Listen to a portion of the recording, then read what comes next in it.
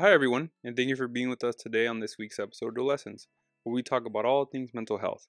We're your hosts, Miguel, And I'm Andrea. and as mental health nurse practitioner students, we're here to raise awareness and provide you with practical skills for managing different mental health related topics. So, today's episode is about suicide, and we know this is a heavy topic to discuss, but we're in the month of September, which is a month to do suicide prevention awareness, so we think it's a great time to talk about this topic. Many times there's a misconception that if you talk about suicide, it's going to cause someone to want to commit suicide, and that just isn't true. Many times it can help save someone's life by asking someone how they're feeling and letting them kind of disclose and be able to vent to someone. But really, suicide, even though it's definitely like more of a heavier topic, it really just shows us how fragile we can be.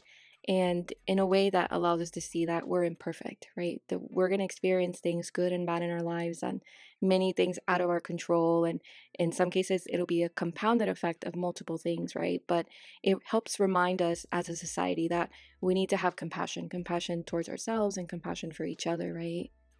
So today we'll be discussing three parts when we talk about suicide.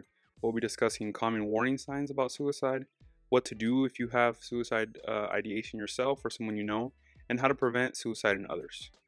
Definitely. But again, as a reminder, guys, before we dive into this episode, let's get grounded first. Or if you want to skip the grounding session for today, just feel free to fast forward to minute 440.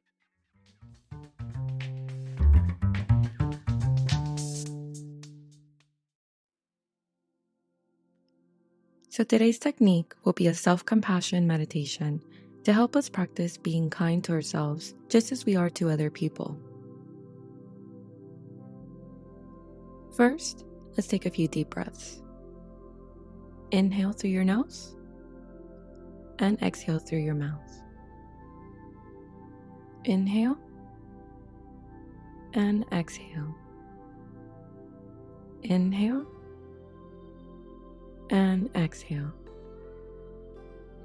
Now I want you to think about a time when a close friend felt really bad about themselves, or they were really struggling in some way. How would you respond to your friend in the situation when they're feeling really bad or just struggling about something in their life? How would you respond when you're at your best? What would you say to them? And note the tone in which you would typically talk to your friend in this situation. Now think about a time when you felt bad about yourself or you were struggling with something in your life. How do you typically respond to yourself in these situations? What do you tell yourself? What kind of tone do you use when you talk to yourself? Now looking at those two scenarios, is there a difference? Do you talk to your friend better than yourself? If so, ask yourself why.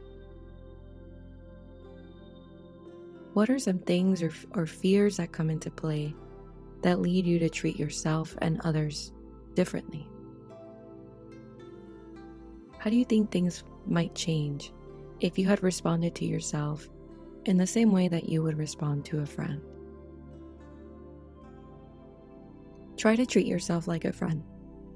When you are feeling down, when you are struggling, pretend you are your best friend, giving yourself advice, comfort, feedback, and see what happens. Let's take another few deep breaths. Inhale through your nose and exhale through your mouth. Inhale and exhale. Inhale and exhale.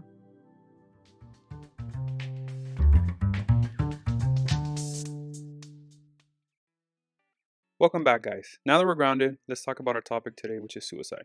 But before we start, we want to mention there's a new suicide lifeline number for us here in the US. It's 988. And if you or someone you know is struggling with suicidal ideation, please reach out to speak to someone. Suicide is considered a leading cause of death here in the US. And since 1999, the suicide death rate had been increasing, and it increased by 33%.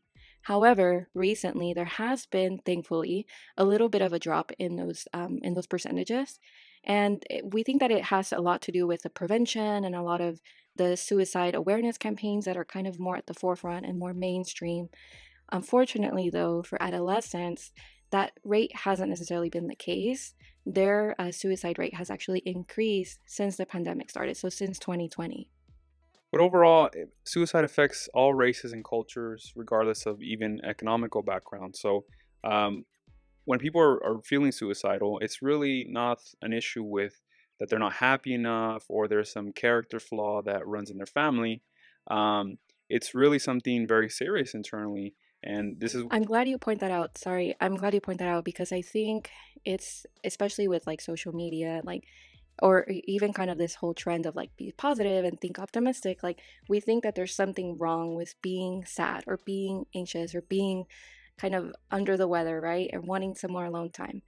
And it's not necessarily the case. Like, in the same way that we experience all these happy and positive emotions, the pendulum is going to swing to the other side, and we're going to experience negative emotions, grief, loss, just feeling unhappy, right? You can't always be on one side of that.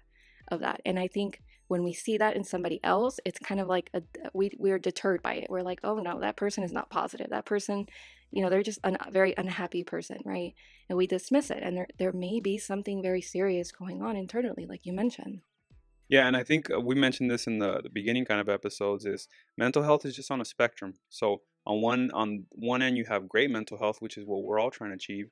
On the other end you have suicide or major psychosis, right? To the extremes of it. So and I completely agree with what you said because there is a lot of misconception. There's even this idea that people have that if you talk about suicide, it's going to cause someone that already had suicide ideation want to kill themselves or give them ideas of how to and the research just show that that isn't true at all, and it's really more about education, awareness, and really talking with those people that are struggling because it's really going to help shine the light in any kind of darkness that someone's going through. And the more and more we talk about it, the more and more it can be normalized, and the more and more someone can get help.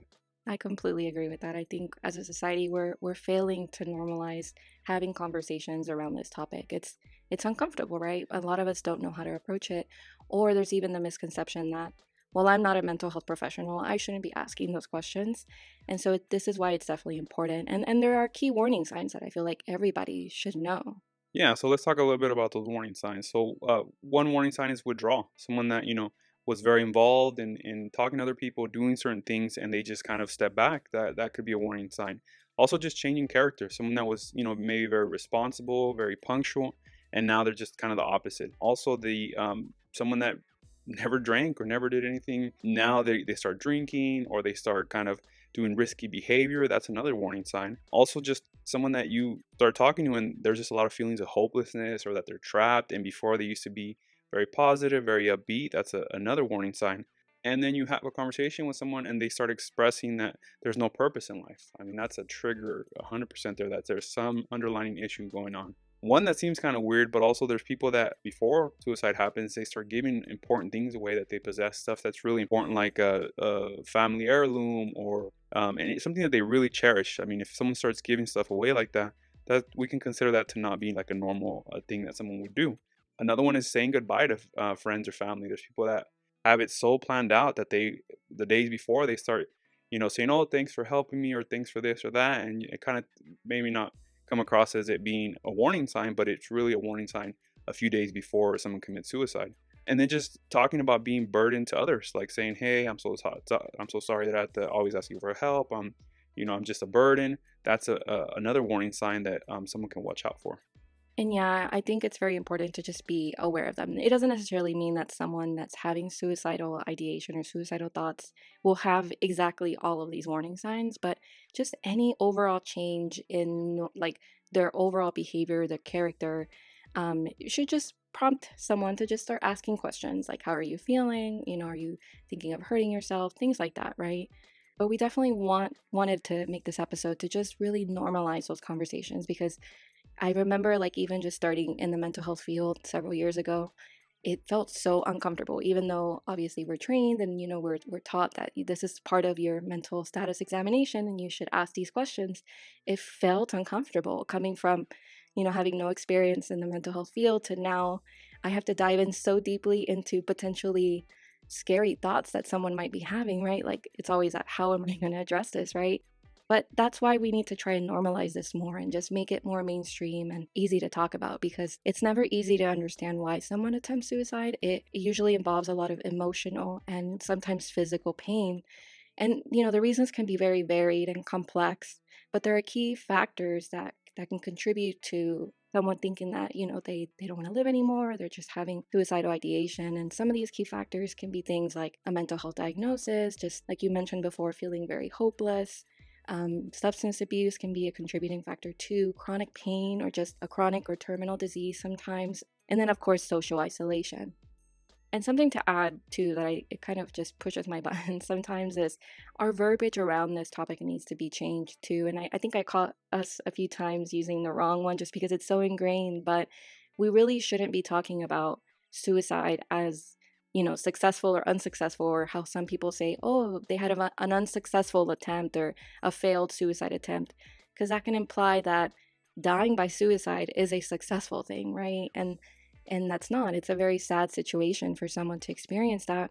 And I think also saying committing suicide, that's something that is suggesting it's shameful, right? Like you usually attribute committing to like committing a crime or committing a sin. And so there's that verbiage around that idea that it's shameful to experience such hopelessness and kind of desperation, or feeling really, really down to the point that you're thinking of ending your life. Like there's no shame in that. That's not to say that everyone experiences that, but that sense of hopelessness is kind of a universal experience. At some point, everyone experiences that. And by attributing the idea of like committing and the shame around the verb of like committing a crime or committing a sin, it just adds to it and makes it more difficult to get help, when there's such shameful kind of verbiage around that topic. Yeah, and I can think of there's certain cultures where people are very religious, and when someone has a family member that commits suicide, the family's very ashamed, and it goes against that religious view that they have, and it becomes a really sad situation of it's a shame to talk about mental health, and now it's a shame for the family that this person committed suicide, and the family now has to deal with the fact that it wasn't part of the religious view and how they live their life and stuff like that. So there's a lot of maybe misunderstandings, and there's never like a process of like what we're trying to do, right, is discuss how to talk to someone about this versus just like let's not talk about it because it's going to lead into someone wanting to commit suicide. So we need to really start understanding how to help someone, and it's not always going to be in the situation where they're in a medical facility and they can get the medical type of treatment. So if you're listening to this and you're in a situation where you need to start asking those questions, it really starts with open-ended questions, right? And for example, you could say something like, I've noticed you've been withdrawing more and isolating more. I'm worried about you. Have you had feelings that it would be better off if you were dead? Or have you had any thoughts of killing yourself? And if for some reason someone does respond with yes to any of those, then it's really important to follow up. For example, have you identified any way you might want to kill yourself? Or you can also ask, have you ever attempted suicide without telling me or someone? I think in addition to, those questions are definitely important, but in addition, you want to just validate their distress in that moment. You want to be careful not to agree to their hopelessness, right? You don't want to add to that sensation or that feeling of kind of desperation of like not wanting to be alive, because there's nothing to be alive for. So definitely don't agree with the hopelessness, but validate where they're coming from. Something like, that must be very terrible for you to experience. Also affirming their meaning and their value for you. So you could describe how their loss would affect you and maybe other family members that they have or other friends, and just voice your commitment to support them. And you can simply ask, like, how can I be there for you? What is the best way to support you during this time? And honestly, just helping them find a very trustworthy and trained mental health professional would be a good way to help them during this time as well. And just calling 911 if there are communications or just hints in their responses that they are actively thinking about this and there's an imminent intent that they're going to take their own lives. Or, if they're just really not being as responsive to other supportive efforts that you've offered or that other people have offered. Yeah, and one of the biggest things is if they're just showing signs that they do have a plan, is really not to leave them alone. Whether you or someone that they can be with them is just really call 911 and wait for medical assistance to arrive. We actually had a recent situation with a friend who had a situation similar to this of like an employee who had mentioned some stuff and was kind of unresponsive. And I remember our conversation when they reached out to us is just call 911 and really, part of being a manager, if you're in that situation, is well, how much responsibility do I take, or what role do I play? And it's really just asking for medical assistance with 911 and just being there for that person. And some of it could be like, well, I don't want to get into their business, but it's really you do the best you can and you try to really help them and keep them, safe. So what do you do if you live with someone that has, suicidal ideation? One thing is really to make your home safe, especially if it's a family member that lives with you. Firearms, lock up your firearms. It's the leading cause of suicidal fatalities. It makes sense. If there's a gun in the house and someone has thoughts, it could be even a situation of they kind of have thoughts, but it's an impulse situation and they commit suicide. Another thing is secure medications. In the hospital, we see a lot of patients that come in for overdose, and sometimes it's just they wanted to commit suicide. So it's just, secure medications and keep them only when you need to get them. And the third thing is remove alcohol because alcohol can impair judgment, which then can impair and have a situation where suicide happens. I just want to point out, just because this is a teaching moment, you see how ingrained the conversation is around committing suicide? Like, you probably didn't even realize, but you said it twice because it's just so natural, it's kind of part of our culture, like in the US, to say someone committed suicide, but that's not right, right? Yeah, and I and I call myself in my head, but it's like it just comes out because this has been kind of the dialogue of the conversation that's been ingrained and that we've kind of learned. And actually that brings us to a good point that I wanted to bring in, which was being Hispanic and in the Hispanic community, talking about first mental health, the stigma, but even suicide. It could be very difficult, especially because there's such a kind of a religious component involved in a lot of the Hispanic community. We had mentioned the rates; they have overall been going down for suicide, but for Latino men, it's actually been increasing. And a lot of it is just the stress that plays into being a Latino male, which is that role that's ingrained in our head of like, well, you're the provider, you need to, support the family with anything that happens. And really that sense of responsibility and self-worth can be affected if you're in a situation where it's not, that's not happening. Oh, and that was definitely happening because of the pandemic, right? A lot of people were losing their jobs and there just wasn't work, or, it was just kind of insecurity. And even now that we're kind of falling into a bit of a recession, or, there's a little bit of economic instability, it impacts the sense of like responsibility, like you said, that they're supposed to be the providers, and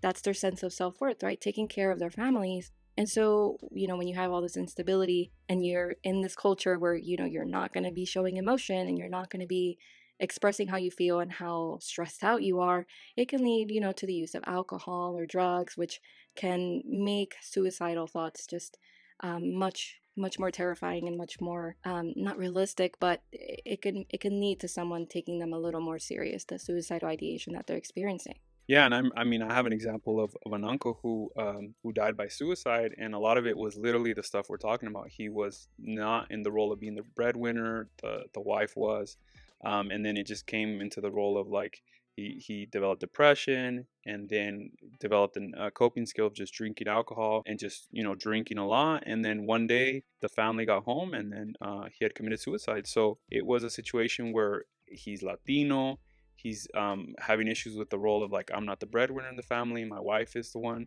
that is making more money than me, and it just spiraled into that situation. So it needs to be more about awareness and education, and really all of us, it's something that affects all of us as a community or personal. So we need to really start understanding how to have these conversations. Yeah, and I mean, it's just that fear factor of I'm going to appear vulnerable, right? And I'm not a Latino male, but just in my interactions with several patients and just different experiences throughout my mental health experience, like it's just they don't want to appear, or you guys don't want to appear vulnerable, right? It's like a sign of weakness, and so there we go, underreporting mental health symptoms and not seeking care when we need the help, like just simply when the doctor asks you, how is everything, like you don't disclose like, oh, I'm really stressed because of this, because of that, right? It's not natural, it doesn't feel comfortable.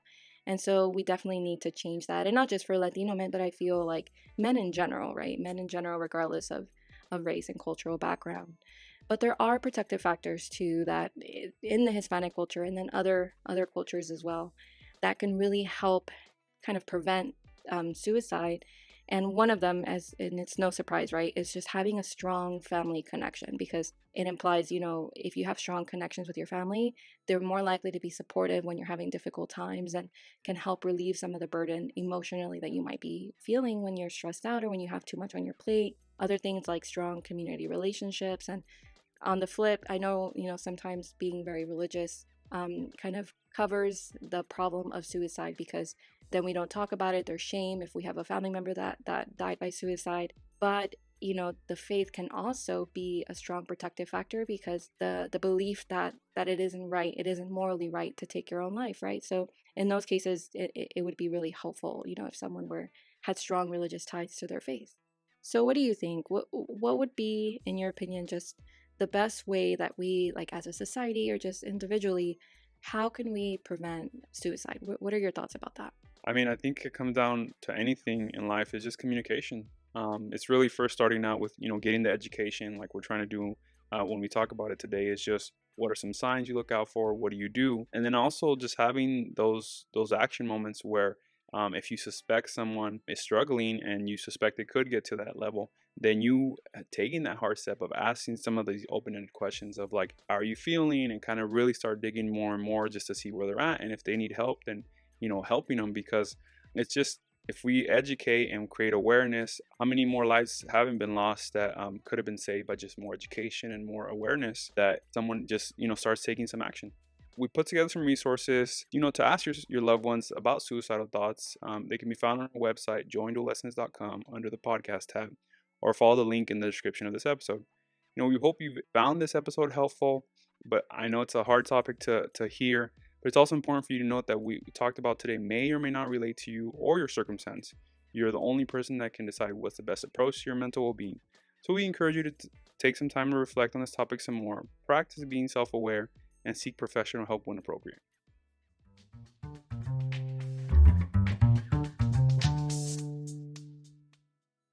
Well, everyone, that wraps up today's episode about suicide. Thank you so much for joining us this week. And as a reminder, you can check out any of the resources we talked about under the podcast tab or by following the links in the description of this episode. Before you go, make sure you subscribe to the podcast where you can receive new episodes right when they're released. You can either subscribe right now in the app you're using to listen to this podcast, or you can sign up for email alerts at joinduallessons.com. We would also love to hear your thoughts about today's episode. Please leave a comment or send us a DM on what really stuck out to you or what you think we missed about this important topic. Thank you again for joining us in this episode of Dual Essence. Next week, we'll be talking about mental wellness during polarized politics. A common theme that has surfaced a lot with some of my clients is just how the current political landscape is affecting their mental health, and in some cases, their relationships. So, what do we do when we feel at odds with political turmoil and our own values, and how we sustain important relationships when we realize other people feel passionately different than we do? So tune in next week for a talk about mental wellness during polarized politics. For now, take care and talk to you next time.